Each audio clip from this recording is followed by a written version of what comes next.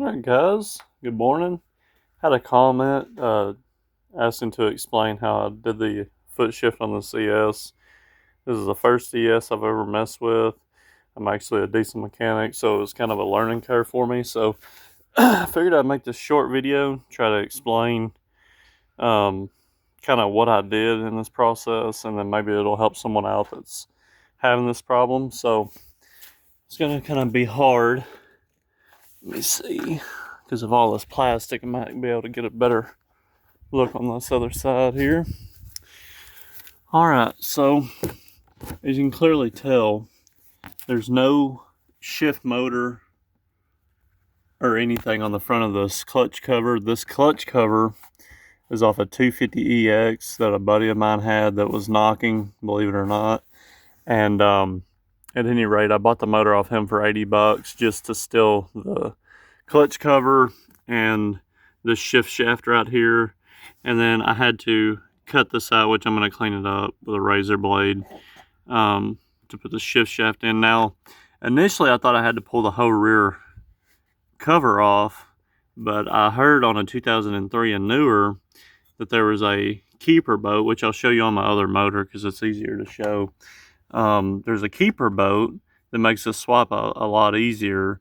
They say on the older ones you do have to pull this rear cover off. So at any rate, so to get the 250X cover to work, I'll show you this now on this motor. See, this is the clutch cover that came off. Obviously, it's still got the shift motor on it.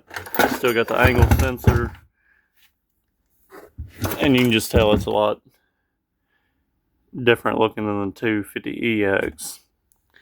So, and then I had to do a clutch job on it while I was in there because the clutches was burning up. I guess it got stuck in a high gear. So, alright, so this is a 250EX motor.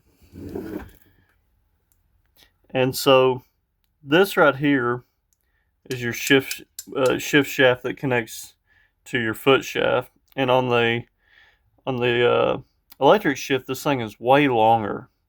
But if you look at the shift shaft closely on the Recon, you can see where they just kind of added. They started from here and just kind of added, and you know, did a spline on it. So what I did is I measured it, and then I cut the one on the Recon, and I beveled it so that this would fit inside the 250EX case. So once I got done cutting it and made sure that the 250EX case fit, I was able to get rid of all the, you know, I was able to get rid of the other case with all the electric shift on it just by cutting the shaft right here down and beveling it where it fit in the 250EX. Now I'm going to have to put my phone down and twist this motor where I can show you how I got the spline shaft in and out. Alright, there we go. So whenever you do this, you're gonna want to sit your engine and prop it up on something to where it's laying completely flat. And so right here by your reverse by your safety reverse switch, you can take this bolt out right here. Whenever you take this bolt out, that's your keeper. See the little pin on the end of it?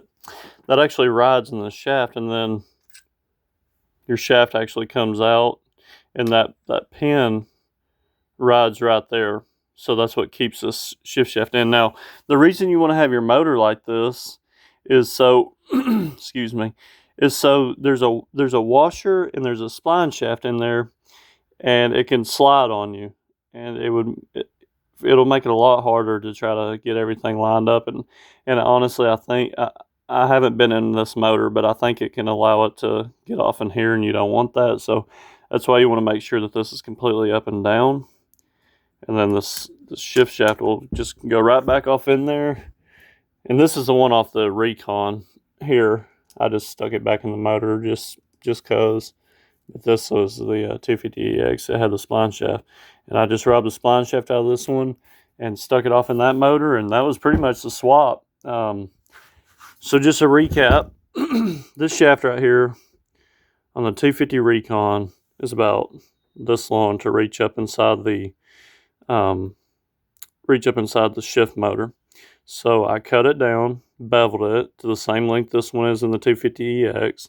That allowed me to put the cover from the 250EX on and get rid of the shift motor and the angle sensor. And then what I just explained to you right here with taking the boat out, this make sure it's straight up and down where your stuff don't slide around on you.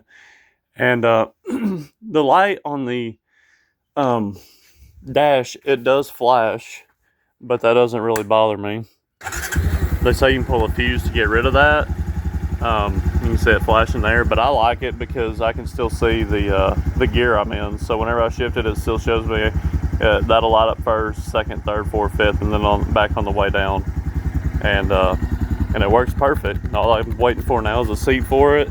And I got this is a aftermarket foot shifter from Honda.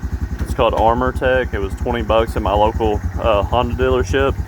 And there it is, foot shift. If you have any questions, let me know.